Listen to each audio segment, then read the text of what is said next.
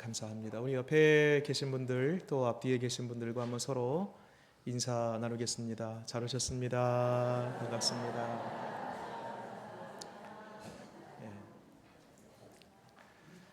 우리는 지금 영적 성장을 위한 길, 어떻게 하면 우리가 영적으로 갓난아이의 수준을 넘어서 어른에 이르는 것처럼 우리의 영이 어떻게 하면 더 주 앞에서 성장하고 성숙할 수 있을까, 그 방법들을 하나하나 지금 찾고 있습니다. 그러면서 지난 시간까지 5번에 걸쳐서 말씀, 그리고 기도, 그리고 성령에 관하여서 총 5번의 시간을 함께 나누었고요. 자, 오늘은 예배와 관련된 말씀을 나누도록 하겠습니다. 고린도전서 13장의 말씀 보면 제일 마지막 절에 그런즉 믿음, 소망, 사랑, 이 3가지는 항상 있을 것인데 그 중에 제일은 뭐랍니까? 사랑이라, 그렇게 되어 있습니다. 여러분, 믿음, 소망, 사랑이 항상 있습니다. 그런데 믿음, 소망 같은 경우는요, 항상 있다가 이 세상 작별하고 천상에 가면 그 믿음도 소망도 사라지고 맙니다. 왜요? 믿음의 주이신 하나님을 직접 봐버리거든요. 소망의 나라인 하나님의 나라를 직접 두 눈으로 목도하거든요. 그러니까 항상 이 땅에 믿음, 소망 있지만은 영원하지 않습니다. 유일하게 항상 있고 죽음 후에도 있고 영원한 것 하나 있네요. 사랑입니다. 그래서 그 중에 제일이 사랑인 것입니다. 오늘 예배와 이 사랑, 이 2가지를 한번 연결해 볼게요. 예배가 뭐냐? 예배란 영원하신 하나님을 사랑하기 위한 영원한 표현, 이렇게 정의해 볼 수 있겠습니다. 다시 한번요. 영원한 하나님을 사랑하기 위한 영원한 표현, 이게 바로 예배인 것입니다. 영원한 표현, 예배가 영원한 표현이에요. 지금 몇몇 분들은 영원한 표현, 영원한 예배, 아니 지금 여기서도 예배드리기 참, 한 주에 1-2번 예배드리는 게 참 부담스럽고 참 시간에 쫓기기도 하고 자유롭지 못하고 참 어려운데, 아니 천상에 가서도 예배를 드린다고? 그것도 날마다 예배를 드린다고? 굉장히 지금 부담스러워 하시는 분들이 지금 몇 분이 보이십니다. 근데 여러분, 우리가 예배를 잘 몰라서 그렇습니다. 여러분 혹시 개인적으로 혹은 자녀들 가운데에 오랫동안 고생하고 학수고대하면서 그 일이 꼭 풀어내기를, 그 일이 성취되기를 바라면서 마침내 5년, 10년 만에 그 일이 이루어졌어요. 그러면은요, 그 감격, 그 감동, 그 영광 이루 말할 수 없을 것입니다. 하다못해 자녀들이 학교에서 상을 하나 받아왔어요. 이야, 그것도 그 찰나이지만은 그 순간만큼은요, 얼마나 기분이 좋고 감사하고 영광스러운 날인지 모릅니다. 그런데 여러분, 이 세상에서 우리가 그렇게 일생에 1-2번 놀라운 그 영광의 날을 맞이하면서 할렐루야, 주님 살아계십니다, 주님께 영광 돌립니다, 기뻐하고 감격했던 그 나날들이, 여러분 하나님의 나라 천상에 가면은요, 그런 영광의 날이 그 순간 일생에 1-2번 있었던 그것과는 비교할 수 없을 정도로 매일 연속해서 계속하여 우리 가운데 그 영광이 보이고 가슴 벅차게 늘 우리는 기뻐하며 감격하고 놀라움 가운데에 그 영광을 보게 된다는 것입니다. 그래서 예수님께서 제자들에게 이런 얘기를 합니다. 여자가 낳은 자 중에 요한보다 큰 자가 없도다. 그러나 여러분 기억하세요? 하나님 나라에서는 극히 작은 자라도 그보다 크니라. 여러분, 세례 요한이 얼마나 큰 자예요? 예수님의 길을 예비했던 사람입니다. 예수님께서 말씀하시잖아요. 세례 요한보다 여자가 낳은 자 중에 큰 자가 없다.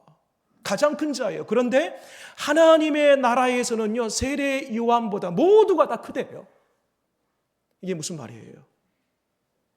하나님의 나라 가면은요, 한 사람 한 사람이 다 영광의 옷을 입는 거예요.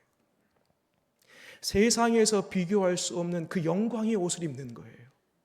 그러니 하나님의 나라에서의 그 영광은 이 땅에서 비교할 수 없을 거고, 그 하나님 나라에서 취하는 그 영광, 그리고 하나님 보좌에 둘러선 하나님의 그 영광을 보는 그 순간 우리는 압도되어 입이 쩍 벌어지면서 찬양하지 아니하면 안 되는, 감사와 영광의 예배를 돌리지 아니하면 안 되는 그러한 모습으로 우리는 날마다 매일 시간 그렇게 하나님을 천상에서 예배하게 될 것이라는 사실입니다.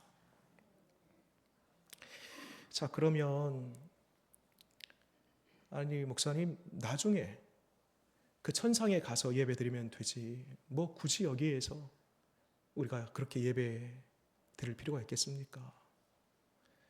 여러분, 지금 우리가 드리는 이 예배는요, 장차 우리가 천상에서 드리는 그 예배의 일부분이고요, 천상에서 앞으로 계속 드려야 할 예배의 연습이요 훈련이 바로 지금 드려지는 우리의 예배입니다.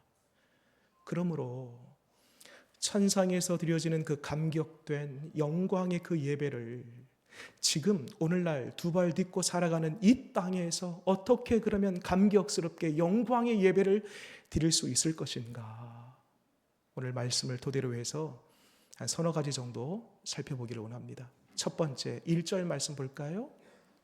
1절 우리 같이 한번 읽겠습니다. 일 후에 내가 보니 하늘에 열린 문이 있는데 내가 들은 바 처음에 내게 말하던 나팔 소리 같은 큰 그 음성이 이르되 이리로 올라오라. 이후에 마땅히 일어날 일들을 내가 내게 보이리라 하시더라. 여기서 보면 일 후라는 것은 예수님께서 그 7교회를 향해서 칭찬과 책망을 한 이후 이 말씀이에요. 이후에 보니까요, 뭐가 열렸대요? 하늘의 문이 열렸답니다. 그리고 하늘에서 음성이 나기를, 누구를 향해서? 지금 요한계시록을 쓴 이 요한을 향하여서 하늘에서 음성이 나기를 뭐라고 하는가 봤더니 이리로 올라오라. 질문 드립니다. 하늘의 문을 누가 열었어요? 그리고 지금 누가 말하고 있습니까? 그렇습니다. 하나님이 하늘의 문을 열어놓았어요.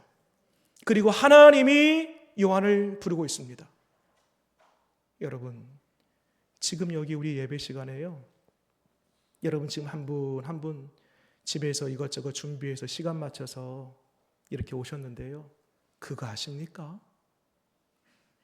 내 의지로 내 몸이 건강해서 시간을 맞춰서 성경책 들고 가방 챙겨서 내가 노력하여 내 걸음으로 여기 온 것 같은데요, 결코 그렇지 않습니다.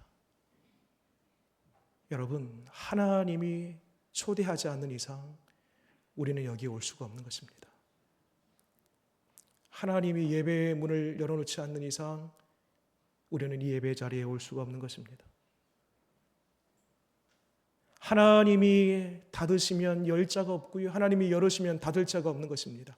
하나님이 우리 관산교회 예배의 문을 열어주셨기 때문에 우리가 이 자리에 있고, 또한 하나님이 우리로 하여금 초대해 주셨기 때문에 우리가 여기 있는 줄 믿으시기 바랍니다.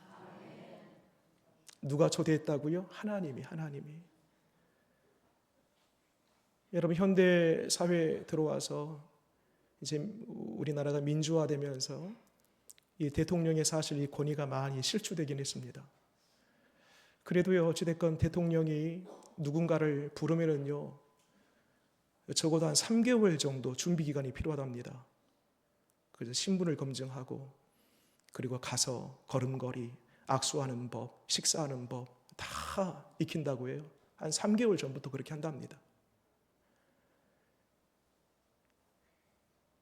현대사회에 들어와서 대통령의 권위가 많이 실추됐지만요, 이전 여러분 조선시대만 하더라도요, 절대 왕권 시대입니다.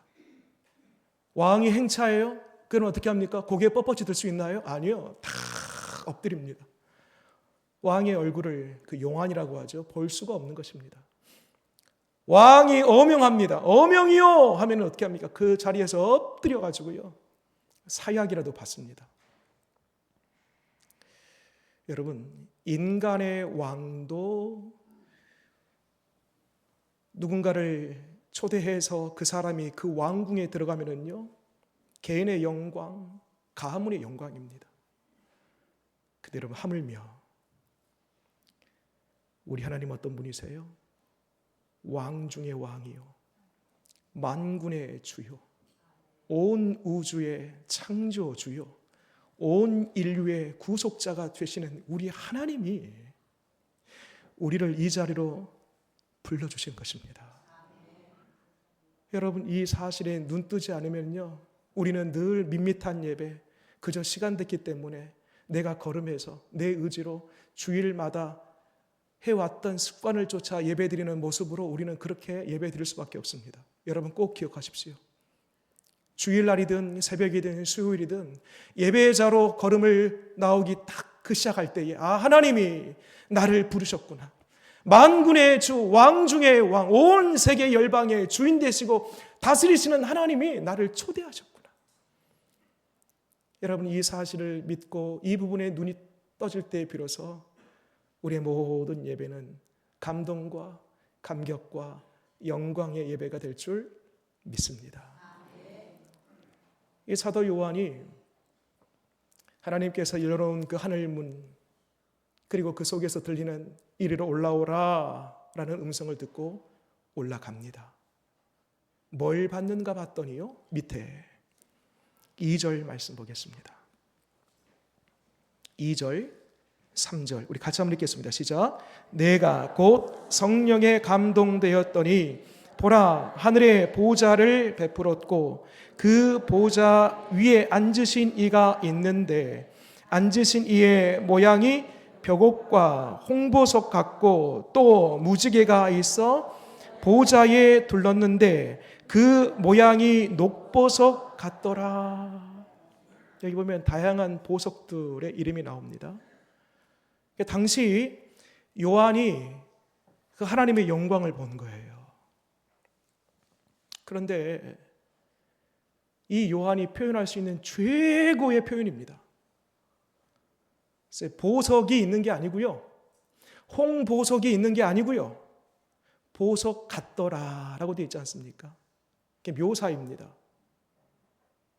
보긴 보았는데 이 땅에서 볼 수 없는 차원 다른 그 무언가를 봤는데 요한의 입장에서는 당시의 최고의 표현을 한 것입니다.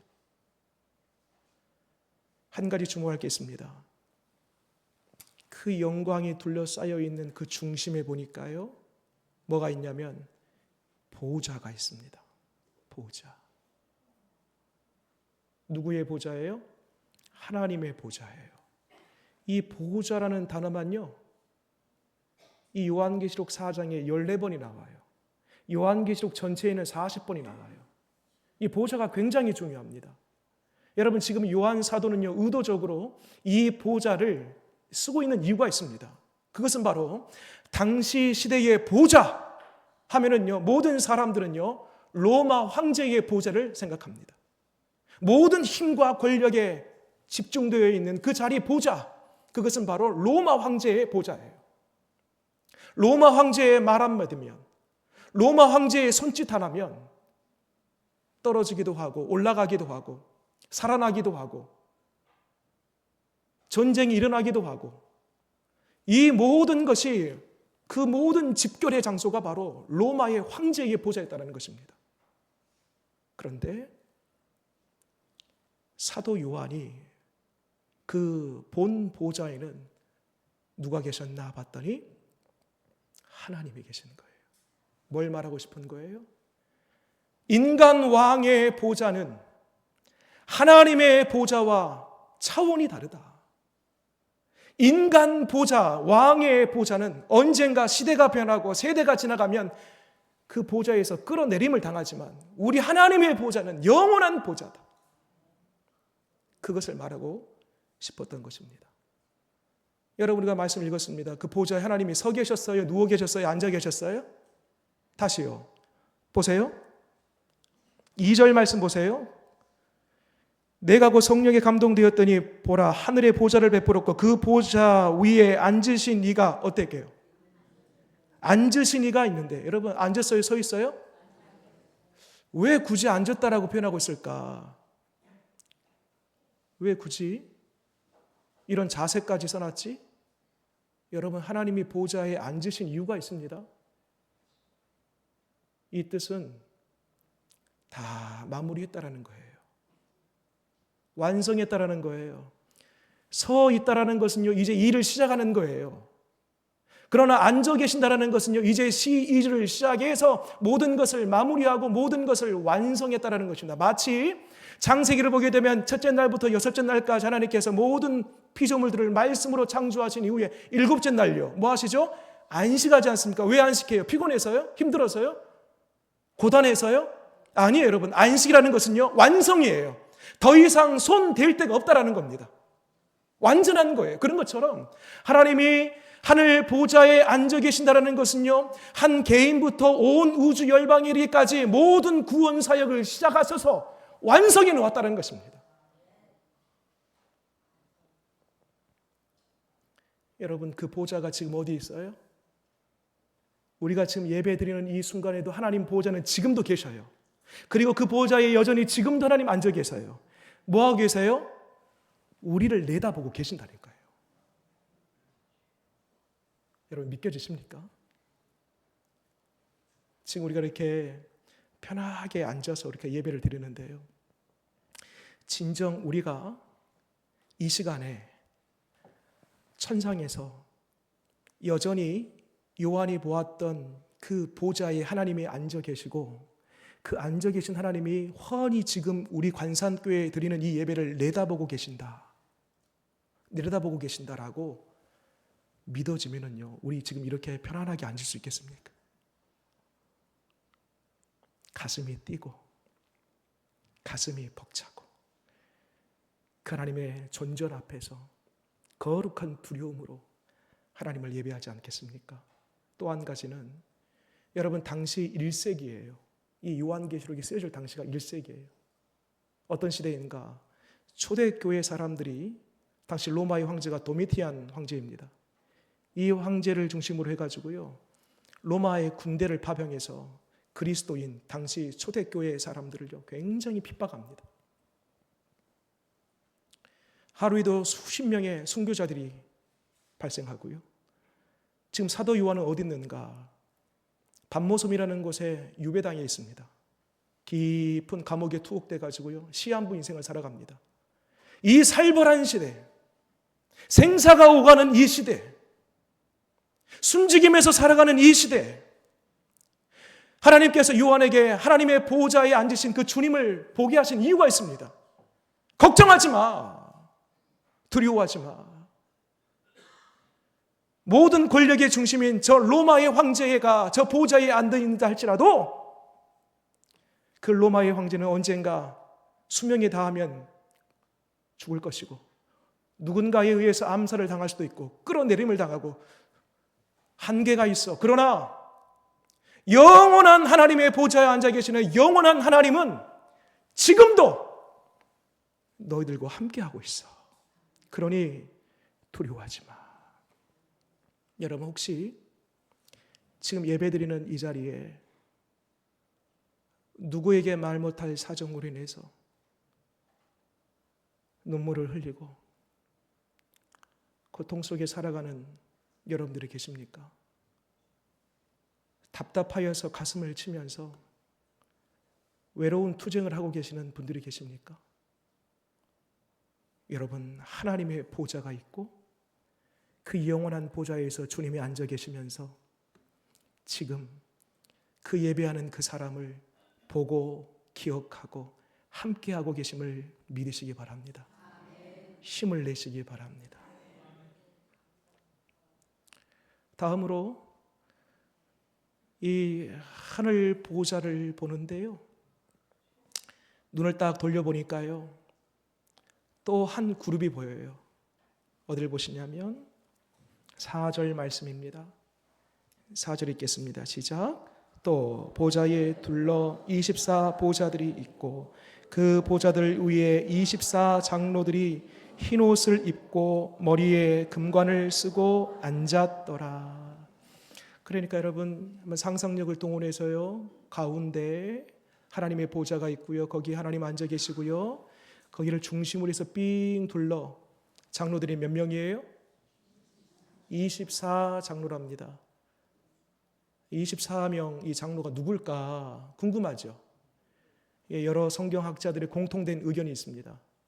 이 부분은 이견이 없어요. 다 하나같이 공통된 의견이 뭐냐면은 24 장로들은 12명 구약의 12지파를 상징하고 나머지 12명 예수님의 12사도를 가리킨다. 그러면 12 구약의 12, 신약의 12 더하면은요, 성경 전체를 대표하는 사람들이고요, 한 걸음 더 나가면요, 이 24명은요 오늘날 예수님 믿는 하나님의 자녀 모든 백성을 가리키는 것입니다.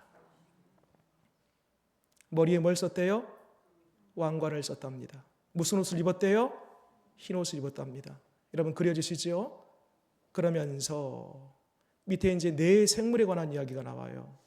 그 생물 보니까 뭐 사자 같고 독수리 같고 또 사람 얼굴 같고 또 송아지 같고 이런 네 생물의 모습들이 나오는데, 이것은 제가 이제 후반기 때 요한계시록을 가지고 한번 성경 강해를 한번 하려고 합니다. 평일날 한번 하려고 하는데 그때 조금 더 집중해서 이 부분을 좀 다루도록 하겠습니다. 자, 24 장로들에 대한 이야기를 조금 더 깊이 다뤄볼게요.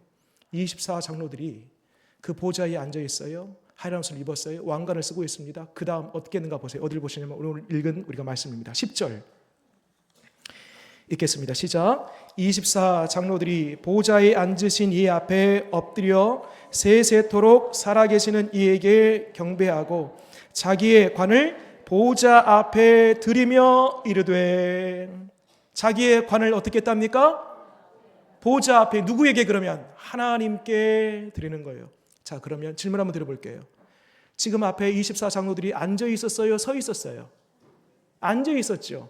그러면 보좌에 계신 하나님께 그 관을 벗어서 드릴 때는 섰을까요? 앉았을까요?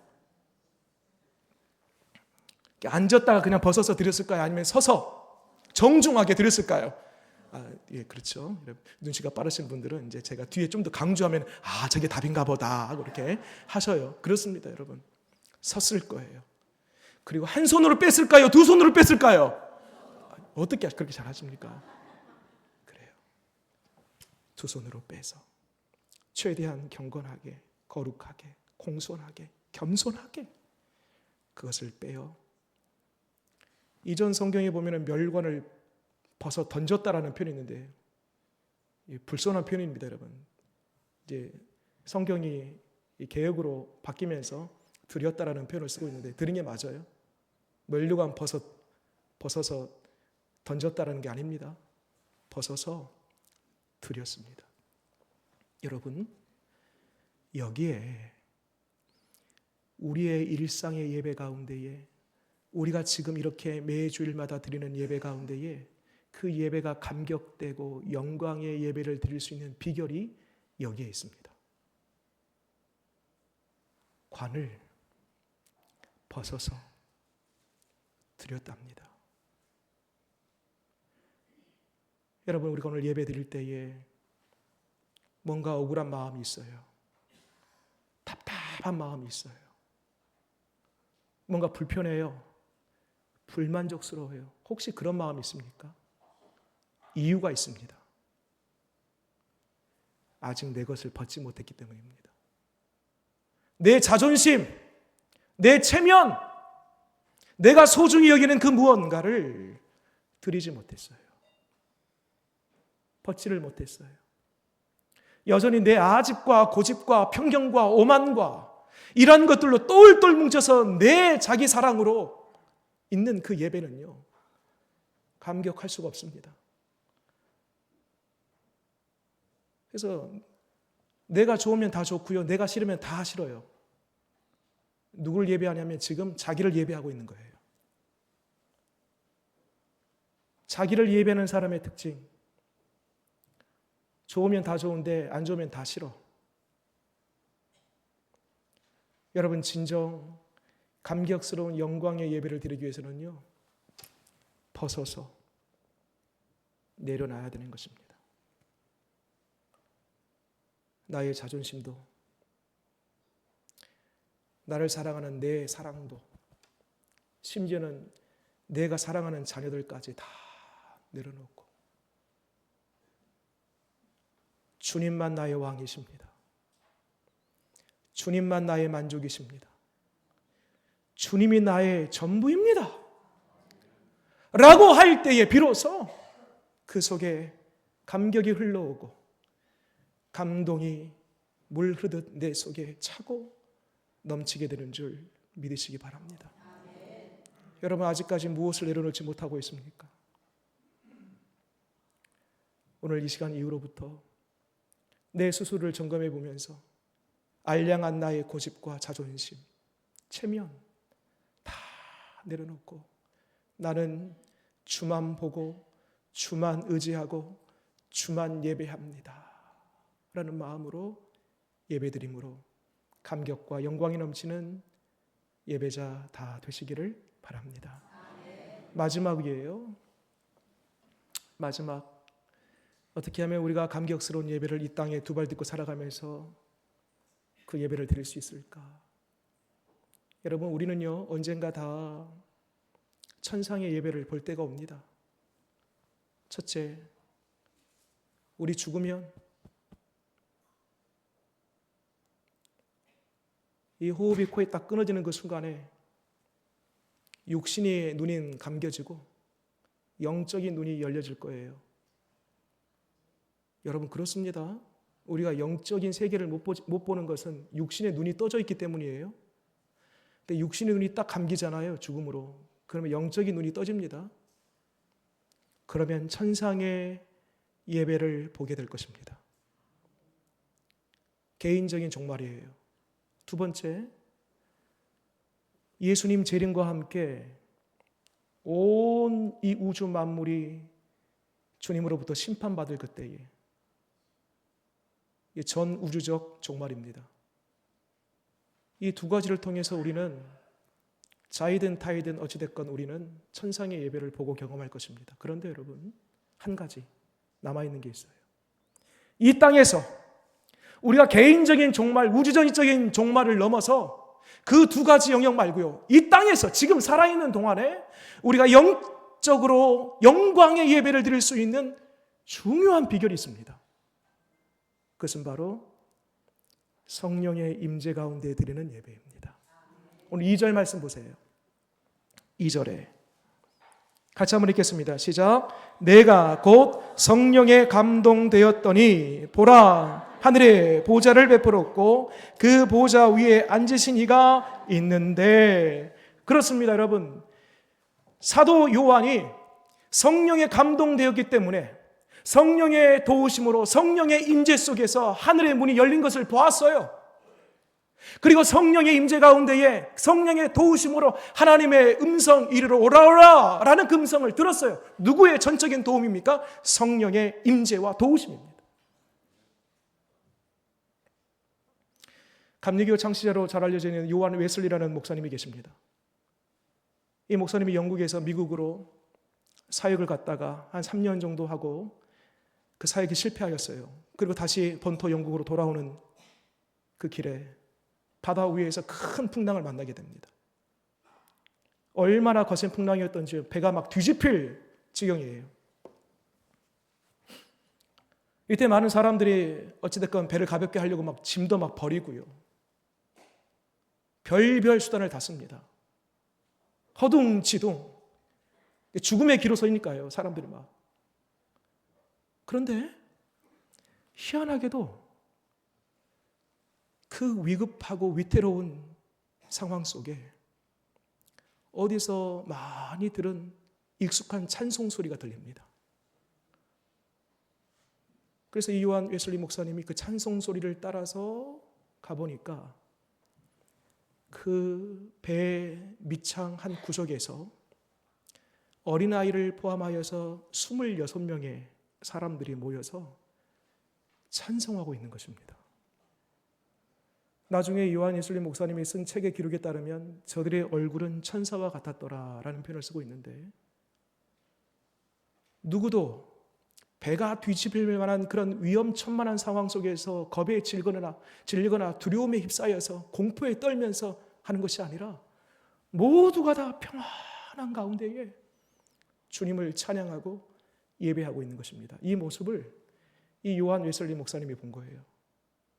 나중에 보니까 이 26명의 사람들이 누군가 봤더니 모라비안 교도들이었습니다. 물론 우리가 믿는 이 기독교 장로교, 우리 교회와는 좀 다르지만 어찌됐건 저들도 예수 그리스도 그 십자가를 믿는 종파예요.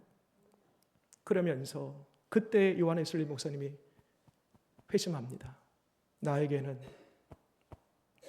나 하나 구원받을 만한 믿음도 없구나. 회심하고 그때 회심의 눈물을 흘리고요. 하나님의 은혜로 그 배가 뒤집히지 않고요. 육지로 잘 닿아서 나중에 훗날 앞서 말씀드린 대로 책을 쓰는데요. 그때 그 장면에 그때 그 보았던 사람들 그 예배를 이렇게 기록해 놓았습니다.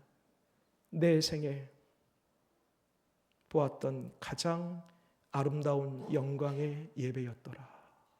이런 표현을 쓰고 있습니다. 여러분, 어찌 그 모라비안 교도들이 배가 뒤집힐 수 있는 그런 위험천만한 상황 속에서도 천사의 얼굴을 하고 담대하게 그리고 평온함 가운데에 하나님을 찬양하고 예배할 수 있었을까요? 그것은 바로 전적으로 저들의 의지나 실력이 아니라 성령의 임재와 도우심을 믿으시기 바랍니다.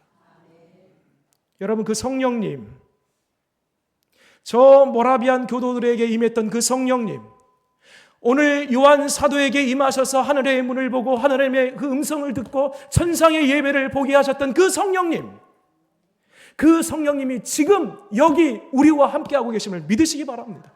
여러분, 그래서 아무리 웅장하게 저 도심 한복판에 지어놓은 크고 화려한 예배당에 성령님이 계시지 않다면요, 아무리 크고 잘 지어놓은 예배당이라 할지라도요, 그것은 예배가 아니에요. 영광의 예배가 될 수 없습니다. 그러나 여러분, 판자로 지어놓은 사람 10여 명 정도 들어갈 수 있는 그런 공간의 예배당이라 할지라도 그 속에 성령이 임재하시면 그 예배야말로 참된 예배, 기뻐하시는 예배, 영광의 예배가 되는 줄 믿으시기 바랍니다. 저는 우리 교회가 그런 교회 되기를 원합니다. 성령이 임재하는 교회. 말씀을 정리하겠습니다.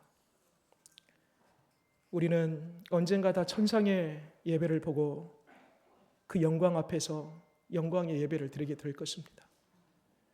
그렇지만 우리가 천상의 예배를 드리기 전 이 땅에서 우리가 두 발 딛고 살아가는 동안에 어떻게 하면 매일매일 매주 드려지는 우리 예배 가운데에 영광스러운 감동과 감격이 넘치는 예배를 어떻게 드릴 수 있을까? 하나님이 우리를 이곳으로 초대하셨다. 천지 만물의 주제이신 그 주님이 나를 초대하셨다. 그 주님은 지금도 보좌에 앉아 계셔서 나를 환히 내려다보고 계신다. 그 주님, 하나님의 영이신 그 성령에 온전히 이끌려 예배 드릴 때마다 우리의 예배가 감동과 감격과 영광의 예배를 매번 드리게 될 줄 믿으시기 바랍니다. 기도하겠습니다.